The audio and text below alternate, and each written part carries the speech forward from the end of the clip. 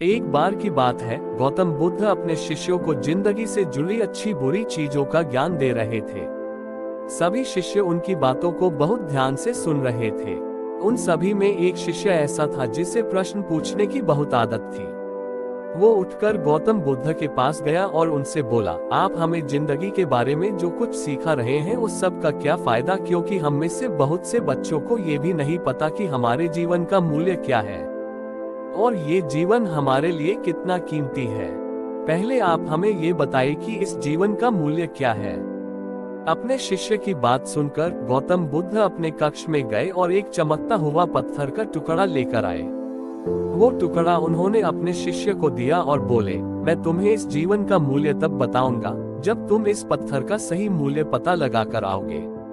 साथ ही ये ध्यान रखना कि तुम्हें ये पत्थर का टुकड़ा किसी को बेचना नहीं है। गौतम बुद्ध की बात मानकर वो शिष्य बाजार की तरफ चला गया। बाजार में सबसे पहले उसकी नजर एक फल बेचने वाले पर पड़ी और उसने वो पत्थर उस फल वाले को दिखाया और बोला, इस पत्थर के बदले आप मुझे कितने फल दे सकते हो। फल वाला बोला, ये पत्थर कुछ खास तो नहीं है, लेकिन फिर भी इसके बदले में तुम्हें 10 केले दे सकता हूँ। वो शिष्य उस पत्थर को लेकर आगे चला गया। फिर उसे एक सब्जी वाला मिला। शिष्य ने उस सब्जी वाले से उस पत्थर की कीमत पूछी। सब्जी वाले ने उस पत्थर को ध्यान से देखा और बोला, इस पत्थर की कीमत के बदले में तुम्हें ज्यादा से ज्यादा एक बोरी भरकर सब्जियां दे सकता हूँ। इसके बाद वो शिष्य उस पत्थर को लेकर एक सोने के व्यापारी के पास गया। उस पत्थर की टुकड़े की चमक देखते ही उस सुनार ने उसकी कीमत 100 सोने के सिक्के लगाए। शिष्य ने वो टुकड़ा बेचने से मना किया तो वो सुनार उसके बदले 200 सोने के सिक्के देने को भी राजी हो गया, लेकिन शिष्य ने वो पत्थर नहीं बेचा। इसके बाद वो शिष्य एक हीरो के व्यापारी के पास गया और उनके सामने उसने वो पत्थर के टुकड़े को रख दिया।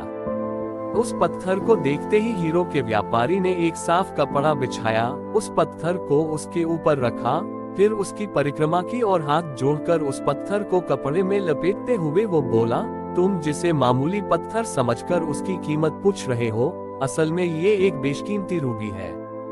ऐसा रूबी हर किसी को नहीं मिलता। मैं अगर अपना सब कुछ बेच भी दूं तो भी इसकी कीमत नहीं चुका सकता।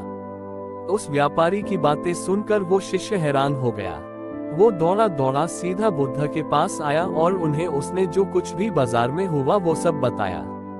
उसकी अचरज भरी बातें सुनकर गौतम बुद्ध बोले, तुम्हारे सवाल का जवाब इस रूबी की कीमत में ही छिपा है।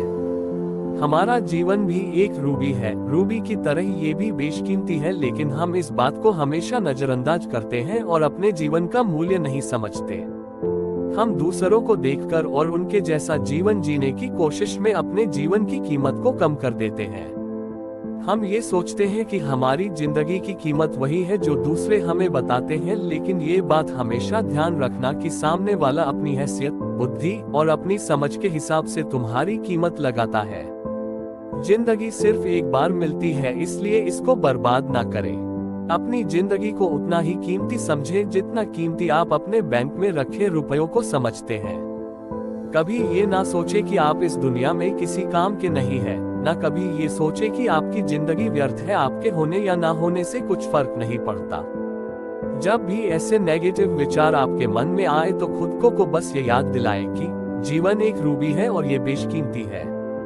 ये स्टोरी से आपको कुछ वैल्यू मिली है तो इस कहानी को अपने दोस्तों से शेयर करें और हमारे चैनल को सब्सक्राइब करें।